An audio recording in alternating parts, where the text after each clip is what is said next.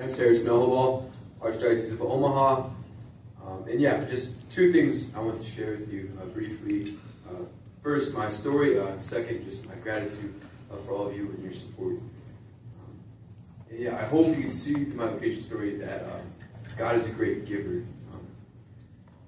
Yeah, he's given much to me. So yeah, my story starts, first thing I wanted to be was a priest at the age of 7. I don't know why. Like after that, I wanted to be a cowboy and an astronaut and so on. But part of the reason why I think God gave me that desire at such a young age is because He knew it would take me 11 years of fighting with Him to say yes to that call and come to seminary. But yeah, I was born to a military family. My dad served in the Navy. So I was born in Omaha, kind of moved around, and then spent most of my life in Virginia. I lived there for 10 years.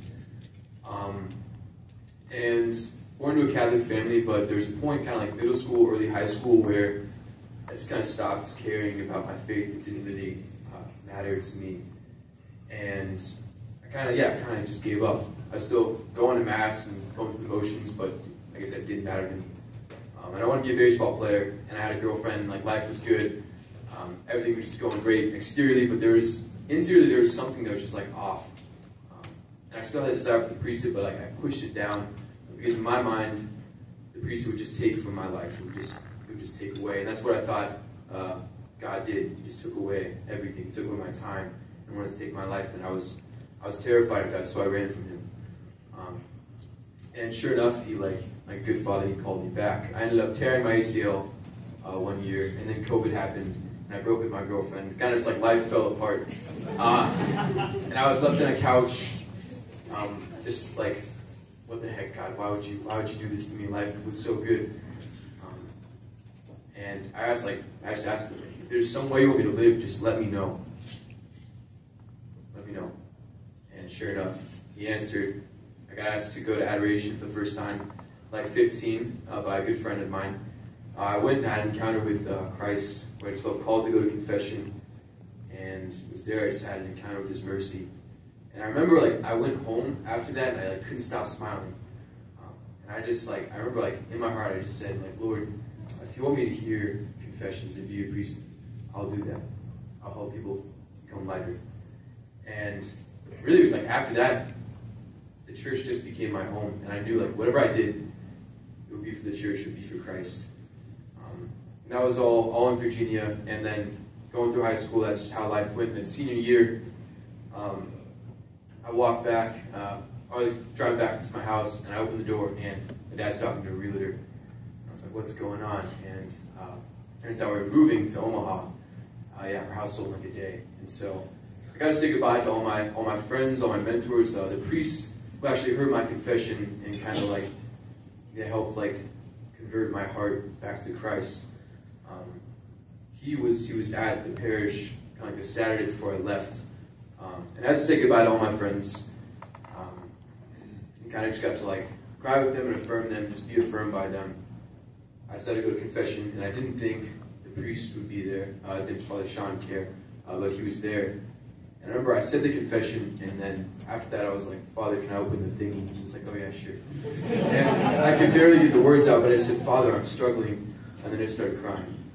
And like a good father, he listened, and he waited. And then he said, Harrison, it's good that your heart's breaking, because it shows that you gave your heart to the people around you. He said, Harrison, that's the heart of a priest, and I believe you have the heart of a priest. And he said, God never gives you less than what you had before, so you don't need to be afraid.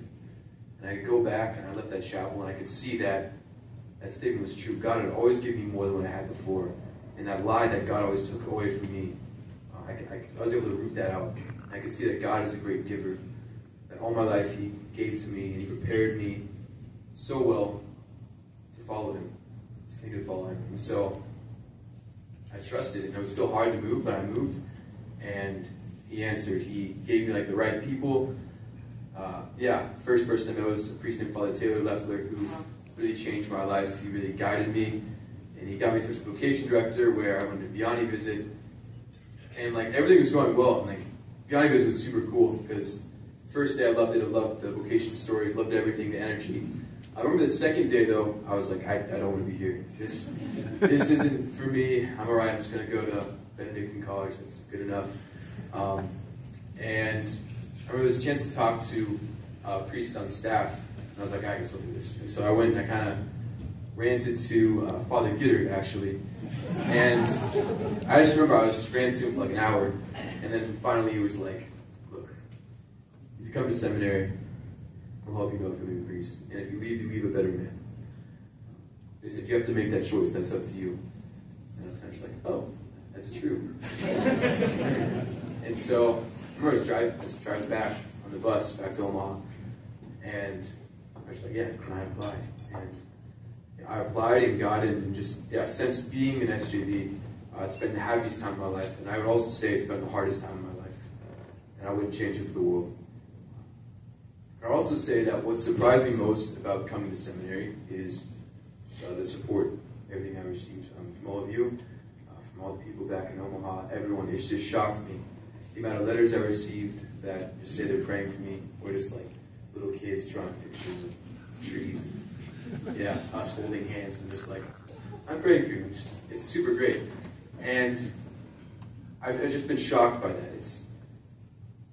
I know that I'm never alone. There's times where I may feel lonely, but I know that I'm united to Christ, like largely due to everyone's prayers and support. So, just like from the bottom of my heart, thank you so much.